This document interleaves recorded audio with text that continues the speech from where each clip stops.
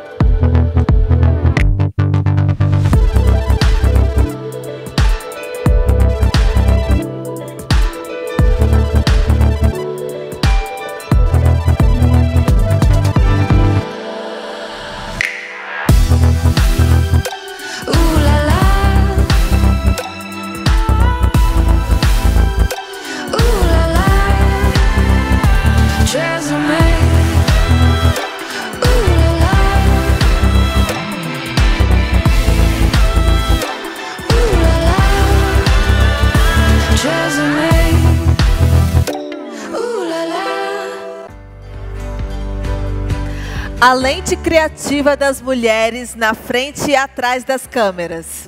Esse é o título. Elas se destacam na frente e atrás das câmeras, em projetos internacionais e no cruzamento de fronteiras que misturam a multiplicidade de ofertas que o audiovisual hoje possibilita com a proliferação das plataformas de streaming. São protagonistas da promoção do talento feminino no audiovisual brasileiro e ganham espaço em um mercado que muito lentamente começa a se abrir para mais narrativas femininas. Neste painel, compartilham suas experiências, trajetórias e trazem um balanço do mercado do audiovisual brasileiro. Agora, eu convido para subir ao palco a Lu Maza, atriz, diretora e roteirista.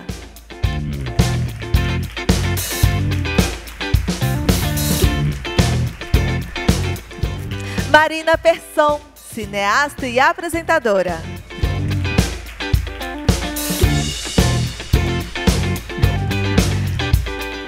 E quem vai moderar esse painel é a Marina Youssef, diretora de cena.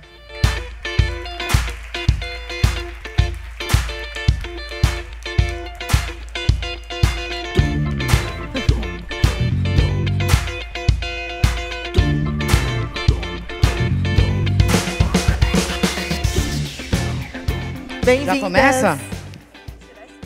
Boa tarde. Fica elegante com o crachá. Eu tô morrendo de vergonha, mas vamos lá. Bom, antes de começar o nosso painel lindo, eu não assisti os painéis hoje porque eu estava num compromisso, então me perdoem se eu estiver sendo repetitiva, mas acho até que essa repetição é necessária. Eu fiquei pensando no que eu ia falar quando eu sentasse aqui e não dá para esquecer que essa semana os suspeitos do assassinato da Marielle foram presos. E aí eu li um negócio no Instagram da Maria Ribeiro, que ela fala que, independente de quem matou a Marielle, que é a busca, ela morreu porque ela era mulher, porque ela era negra e porque ela estava numa posição de poder. Essa frase me...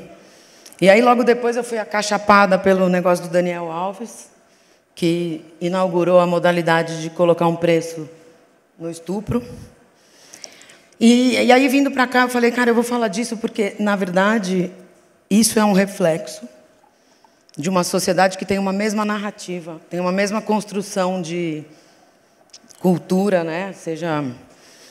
Porque está na mão das mesmas pessoas, né? Então, assim, eu queria começar... Eu não fiz minha audiodescrição, eu vou fazer no final. Eu queria começar falando para vocês que, enquanto a gente não mudar essas narrativas, por isso que a gente está aqui, né? Enquanto a gente não mudar quem conta essa história, a gente não vai mudar a história. Mas, a luz no fim do túnel, temos aqui a Marina, a Lu, que são mulheres que estão há muito tempo aí tentando mudar essa história. E aí, eu queria perguntar para vocês, o que vocês têm feito para que a gente consiga, né, mudar essas narrativas? Bom, boa tarde a todas, todes e alguns todos que estão por aqui. Espero que vocês estejam bem ao longo desse dia de tantos encontros incríveis. Eu estou me sentindo muito lisonjeada de estar com Marina e Mariana nessa conversa. Fazendo a minha autodescrição, eu sou uma mulher negra, alta, acima do peso padronizado, digamos assim. Me identifico como uma mulher trans ou travesti. Estou com o cabelo black, aberto, preto, vestindo uma roupa vermelho pálida, eu diria que terracota, talvez, brincos grandes, colares grandes, minhas unhas também são grandes e estão pintadas de branco. Essa sou eu. Sobre o que eu ando fazendo, já respondendo, acho que eu tenho uma história muito longa no teatro. Eu comecei aos 12 anos, hoje eu tenho 37, então já tem bastante tempo. E há 6 ou 7 anos atrás, eu fui convidada a realizar uma transição de gênero, do gênero teatral para o gênero audiovisual. Estreiei em sessão de terapia, o reboot, a 4ª temporada.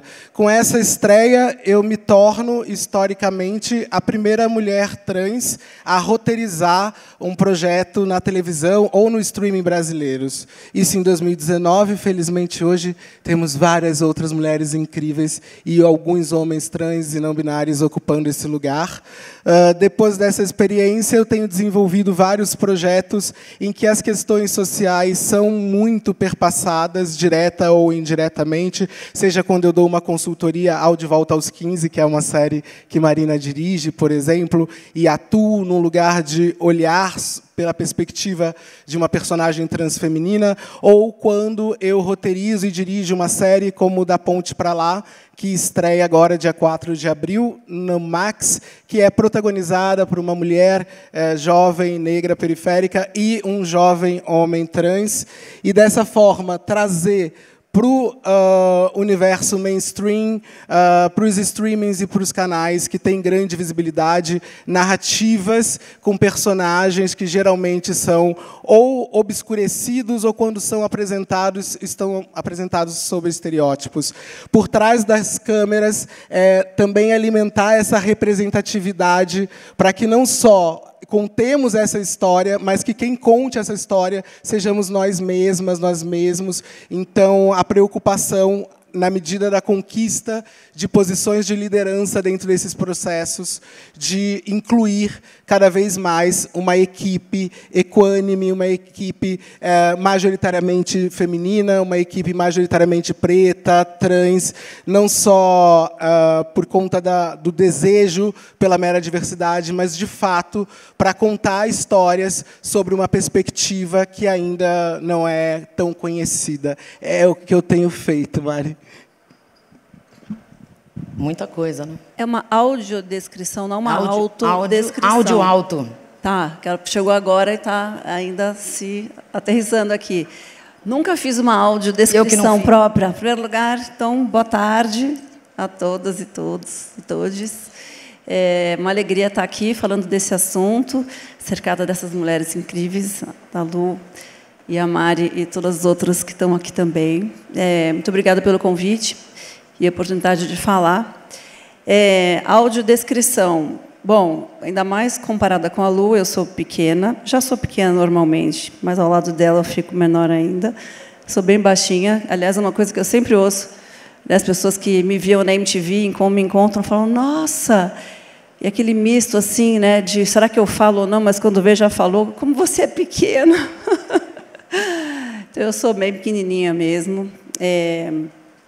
Eu sou, para quem me lembra de mim, da MTV, eu sou aquela mesma Marina, mas alguns anos mais velha, e feliz com a minha maturidade, feliz com as minhas ruguinhas, feliz com a minha vivência, minha experiência de vida. Eu acho que uma das minhas batalhas atualmente, acho que é justamente conseguir estar nesse lugar, né, de uma pessoa que ficou muito conhecida na juventude, pela juventude, e aí conseguir lidar com esse momento, né, hoje estou com mais de 50 anos, então muita coisa mudou fisicamente, e muita coisa mudou para melhor, tanto fisicamente quanto mentalmente. Mas já me desviei aqui, essa é uma característica minha, eu às vezes pego um atalhozinho na estrada, quando eu vejo, estou indo para outro lugar, então vou voltar aqui para o nosso assunto, que é falar de mulheres... Como é que é o tema da nossa mesa mesmo, Mari? Lentes femininas. A lente... Lentes femininas. Lente criativa das mulheres. Lente criativa das mulheres na frente e atrás das câmeras. Então, vou rapidamente só contar da minha trajetória, que acho que não sei se muita gente que me conheceu por causa da MTV não sabe que, antes de trabalhar na MTV, eu fiz faculdade de cinema. Isso quer dizer o quê? Que meu plano original na minha vida era fazer cinema, era ser cineasta. Na verdade, meu plano, assim, digamos, de juventude era ser atriz. Eu queria muito ser atriz. E eu só fui fazer a faculdade de cinema e não a faculdade de artes cênicas porque eu queria muito... Eu achava, né, lá ali do alto dos meus 17 anos, que eu só ia ser feliz se eu conseguisse, além de atuar, também contar as minhas próprias histórias. E eu acho que isso foi o que me moveu e que me move até hoje, que é isso, é contar as minhas próprias histórias. E aí, quando eu falo de contar as minhas próprias histórias, eu estou falando também da importância que é a gente ter mulheres contando histórias, contando as suas próprias histórias, contando histórias de outras mulheres, porque quando a gente fala de histórias próprias, a gente está falando não só da nossa experiência individual, mas a gente está falando da nossa experiência coletivamente como pessoas que vivem nesse gênero, né, feminino, que é um gênero que, historicamente, no cinema e na televisão, a gente foi muito deixada de lado, né? Nós fomos muito preteridas do fazer cinematográfico. Vou focar um pouco mais no cinema, que é um pouco mais a área que eu domino, né?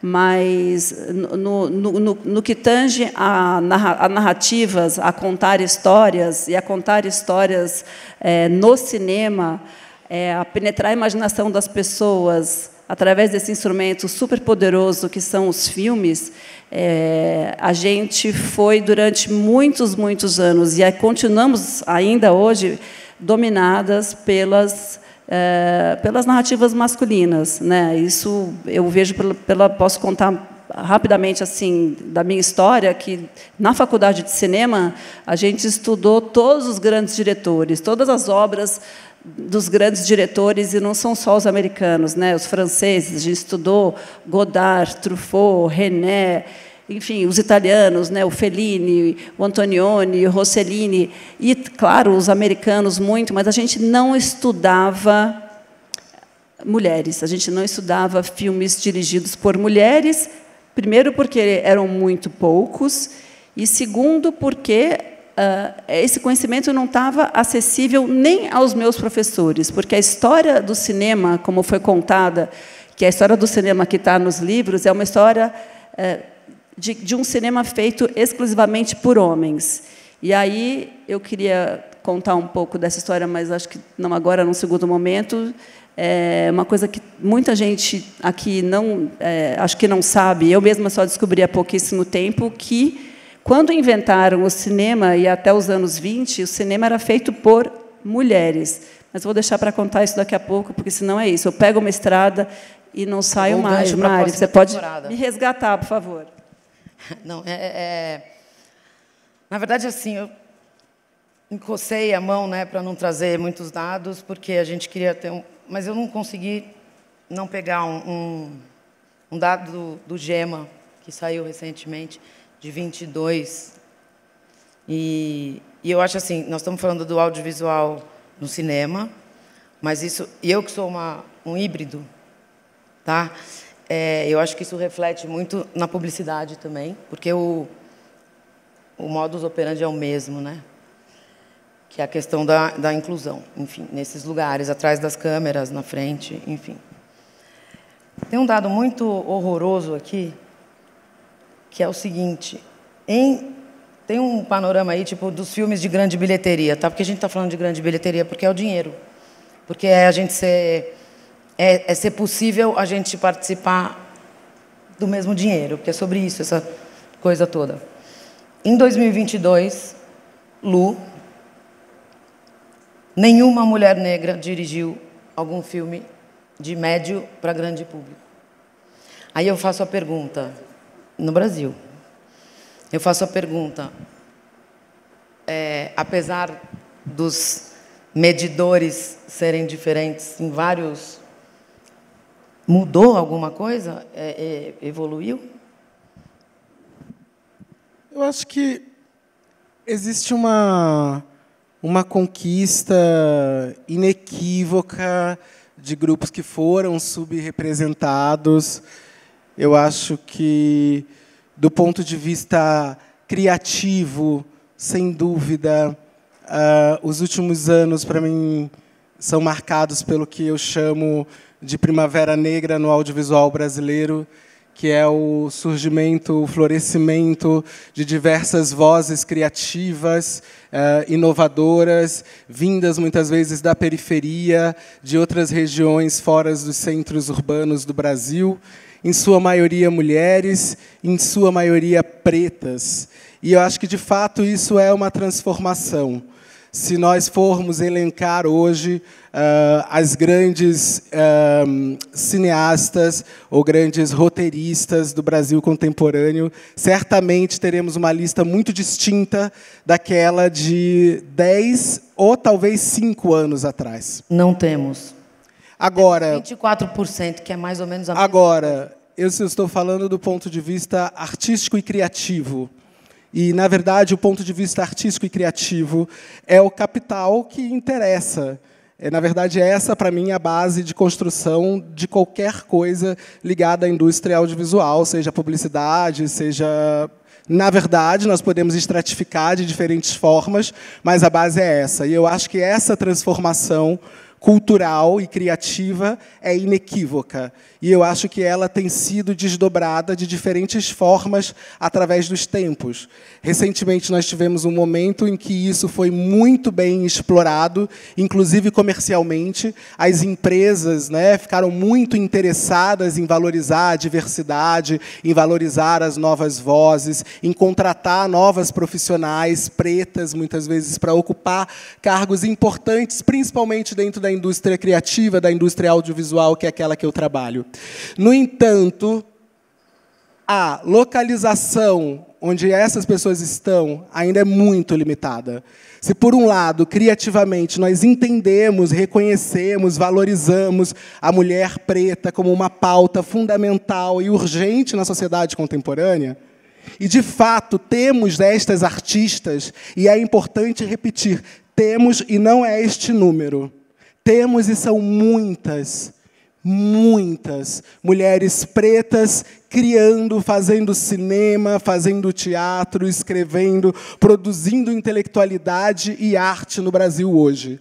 A questão é que, apesar de agora termos esse conhecimento e passados os últimos processos sociais que passamos, como o Me Too, Black Lives Matter, agora nós acreditamos, de novo, numa falsa equidade, como já acreditamos numa falsa igualdade racial, entre outras falsas cordialidades que construímos enquanto sociedade, e agora nós acreditamos que isso já passou, e que as discussões de gênero, as discussões de raça, as discussões de identidade já passaram, e foram substituídas por outras pautas, como as questões ambientais. E nós trocamos DEI, dentro do mundo corporativo, por ESG. E eu sempre me questiono se o DEI está, de fato, totalmente contemplado dentro do ESG. É uma transformação simbólica, porque nós estamos deixando de falar sobre pessoas. E esse era um lugar conquistado nos últimos tempos, muito recente, e que, de alguma forma, a indústria audiovisual também refletia essa diversidade. No entanto, agora, quando há um recrudescimento de recursos, por exemplo, os primeiros recursos a serem retirados, os primeiros projetos a serem cancelados, são os projetos liderados ou protagonizados por mulheres pretas. Pela discussão que há 4 ou 5 anos era a grande discussão que todos estavam buscando, e que agora são cancelados. Quando nós falamos da desigualdade de representatividade que a Mari trouxe é um reflexo do cenário de desigualdade desse país. Não é tão diferente da realidade em outros mercados. O que nós não podemos é acreditar que nós ultrapassamos, que nós vencemos, que nós conquistamos algo que ainda está num campo de disputa. E acho que aí chegamos nesses números. Quem, de fato, chega a filmar, quem, de fato, tem acesso aos recursos. Temos grandes diretoras, né, mulheres pretas, mulheres brancas, hoje produzindo obras incríveis, como Marina, que está aqui, né, liderando obras incríveis. Mas quem tem acesso aos grandes orçamentos, por exemplo, dentro da indústria a qual trabalhamos? Quem produz os grandes filmes que vão ter grande visibilidade, que vão ter grandes investimentos de marketing e retorno comercial? Isso ainda está restrito aos homens, isso ainda está restrito aos homens brancos, isso ainda está restrito a homens brancos heteronormativos. E é isso que nós precisamos transformar. Enquanto não for normal termos mulheres dirigindo filmes de super-herói e campanhas milionárias de carro, eu sempre digo, eu estou cansada de ser convidada para dirigir publicidade sobre pessoas trans e pautas sociais. Eu amo fazer isso, mas, por favor, vocês, mulheres incríveis que representam grandes empresas, me convidem para dirigir propaganda de shampoo, de carro. Me convidem para dirigir os maiores orçamentos das agências de vocês. Apostem que as grandes narrativas que vocês vão patrocinar possam ser lideradas por mulheres como a Marina. E eu acho que esse é um comprometimento que todas e todos e todos nós devemos ter. Quando me convidaram para essa mesa, para esse debate, para esse encontro, uma coisa que me incomodou muito foi a sensação de que talvez eu estivesse falando de novo algo que eu digo há anos, em várias palestras, em várias entrevistas, em vários programas, e que vocês têm acesso ao Google e vocês podem descobrir muito bem.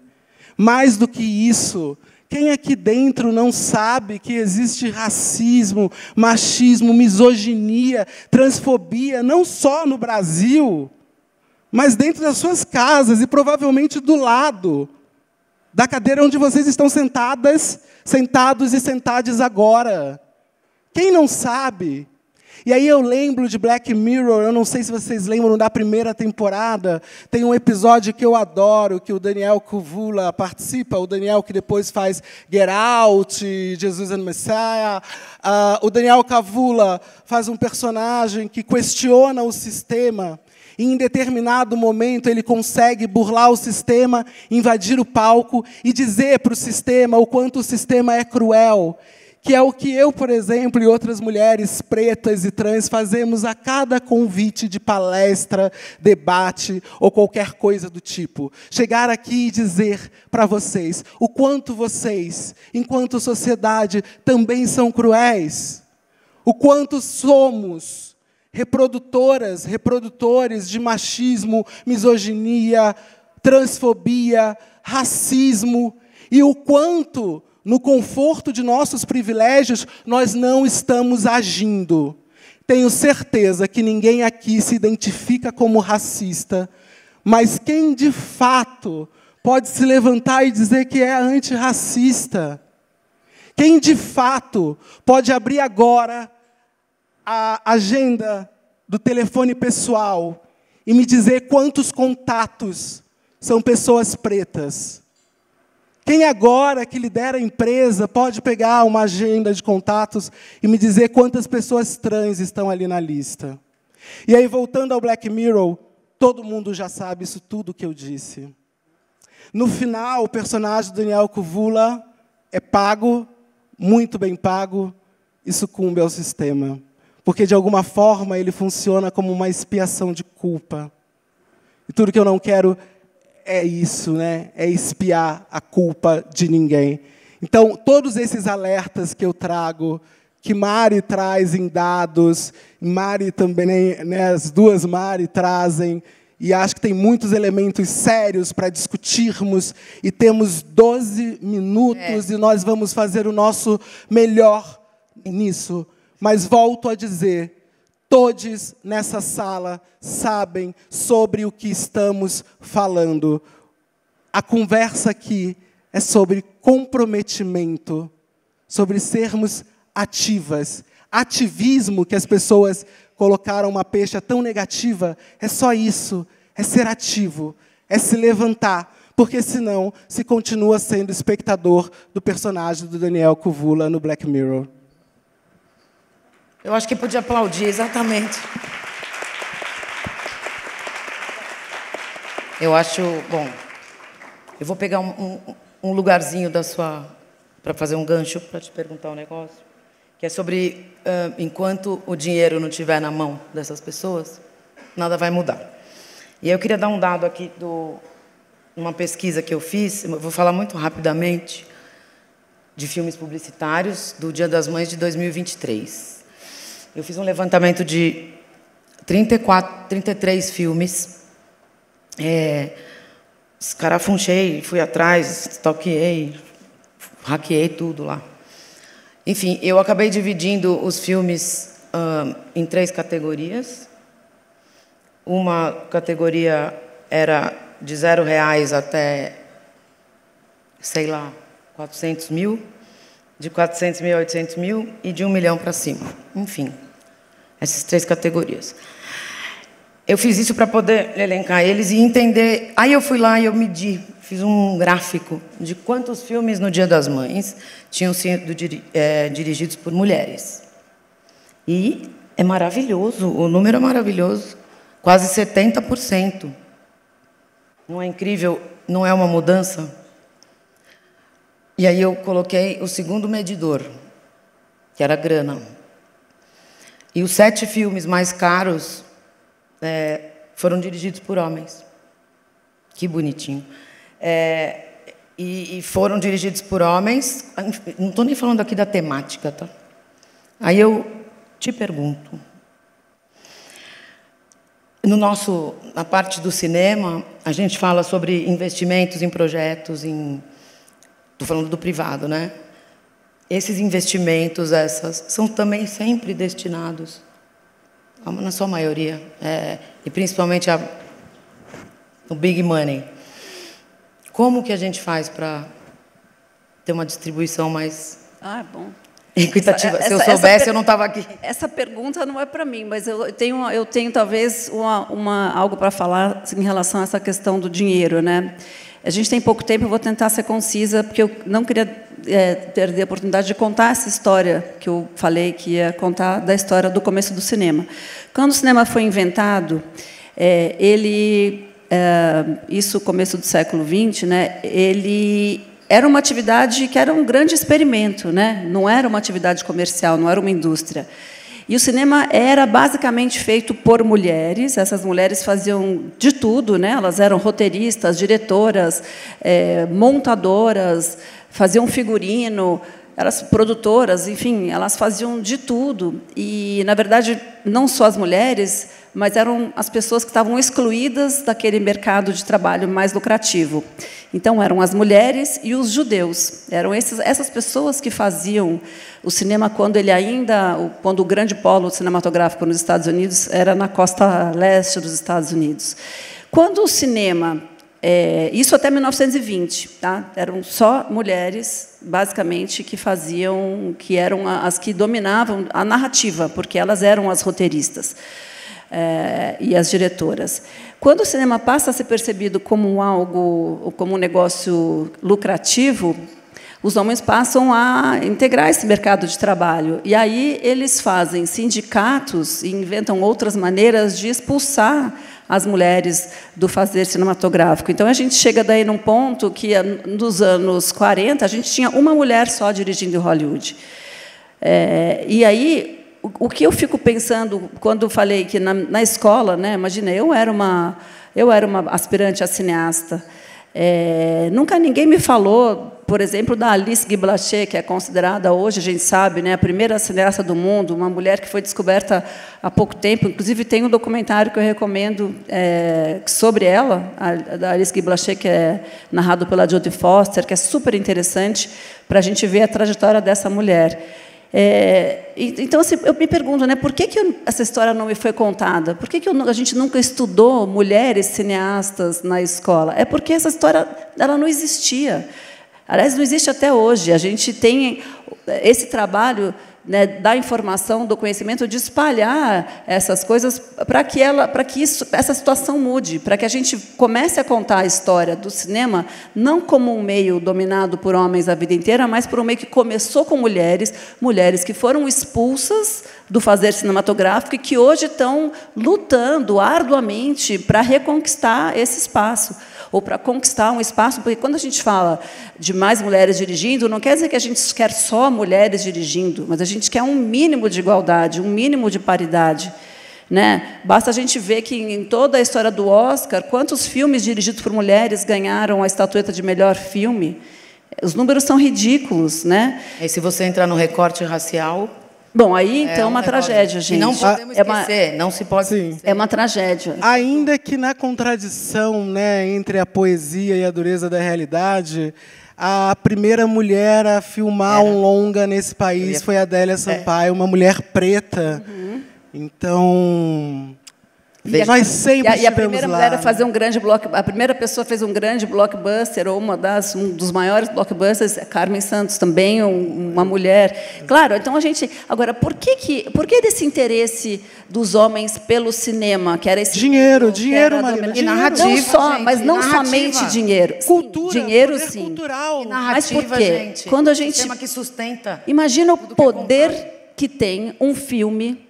Quando eles perceberam que o filme era um meio muito poderoso de você entrar na cabeça das pessoas, na imaginação das pessoas, e isso foi muito feito pelos americanos, inclusive, né? A cultura americana, ela domina o mundo inteiro, não é só por causa do dinheiro, é por causa do cinema. Eles entenderam que os filmes eram uma grande peça de propaganda de modo de vida, de cultura, de visão de mundo e, claro, de produto também, porque a Coca-Cola não é o que é, porque o quê? Porque é uma coisa muito legal, muito boa? Não, gente, é porque tinha calça jeans, o rock. Por quê? E a própria Coca-Cola muito ligada, né, era de ouro também do cinema americano, né? Essas grandes marcas ligadas diretamente também ao cinema, né? Exatamente. Então, na verdade, tem essa relação muito direta, de fato, com esse soft power cultural que estabelece. Né? Exatamente. É o que a Coreia está conseguindo fazer hoje em dia. A Coreia do Sul está dominando o quê? O mundo inteiro hoje quer aprender coreano. O mundo inteiro hoje olha para a Coreia com outros olhos. Por quê? Porque o primeiro filme que não falado inglês que ganhou o Oscar é o que é um filme coreano. Porque são 20 e poucos anos de investimento na cultura. Exatamente, porque desde 96 o governo coreano tem uma política muito firme de investir no Ministério da Cultura, que faz daí o quê? Faz todas...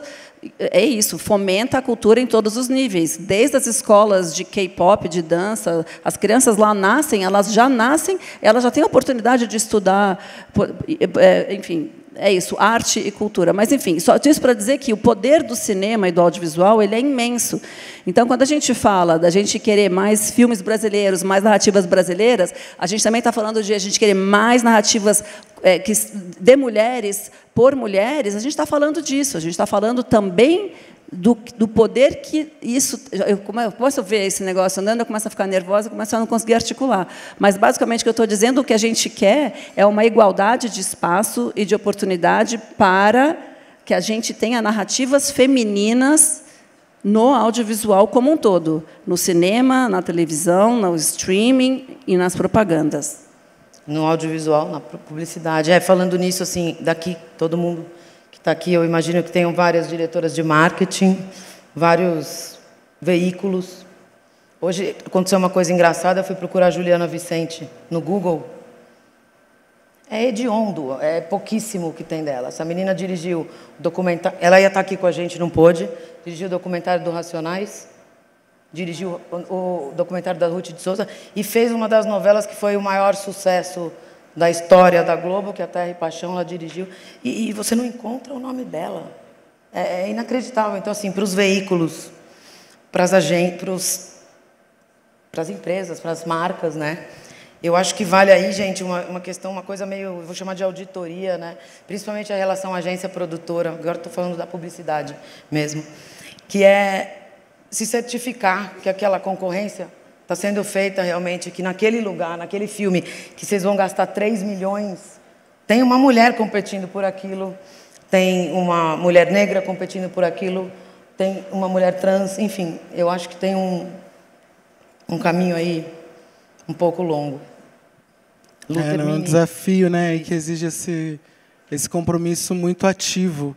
Quando você estava citando os números, né, dos filmes de Dia das Mães, dirigidos pelos homens, uma coisa que me ficou na cabeça é quantos desses filmes foram aprovados por mulheres nas agências e nas marcas. E aí eu acho que vem esse convite, que é um convite de comprometimento real, né, com o que a gente está falando. Porque eu sei que para algumas pessoas isso aqui é só uma pauta, é só uma discussão. Eu tenho uma pauta interseccional X, e as Maris têm outras, e estamos aqui falando pautas e tal. E não é, na verdade, a gente está falando de vida. O que Marina descreveu com essa aula linda sobre cinema é justamente o poder cultural que o audiovisual tem de representar a realidade, e eu acredito que, além de propor algo para a realidade, de tentar mandar uma mensagem para o futuro, e dentro das marcas, dentro da publicidade feita dentro das marcas, ou dentro dos projetos audiovisuais que são escolhidos para receber investimentos dessas marcas por leis de incentivos que, felizmente, estão voltando, e outros artifícios, é pensar que essa discussão que nós estamos tendo aqui, e que é muito próxima da discussão que vocês ouviram ainda há pouco com Rosane e Luana, e tantas outras discussões que vocês têm escutado ao longo do tempo, nós já ouvimos. Agora, como nós falamos, o que nós temos a dizer nas posições que nós ocupamos, o que nós temos a dizer ativamente para transformar esse cenário que todas nós já reconhecemos. Eu acho que é esse pacto coletivo e muito consciente de compromisso humano que pode transformar alguma coisa. Porque as consultorias, as didáticas, vocês têm acesso e vocês já receberam das melhores pessoas do mundo. Se existe algo ainda a transformar, está em vocês mesmas, em vocês mesmos. Então, é o compromisso. Eu queria só terminar, perfeito isso, mas assim, quando você vê um auditório assim, cheio de mulher, assim, eu fico besta, assim, de verdade. E eu queria agradecer a todo mundo que está aqui por ter ouvido a gente e por ter, com certeza, assim como a Regina, um movimento tanto interno quanto profissional de tentar mexer essa placa tectônica pesada e bizarra. Não é nada fácil, né? Cada uma de nós sabe que não é nada fácil movimentar essas placas tectônicas. Mas sejamos furacões. É isso.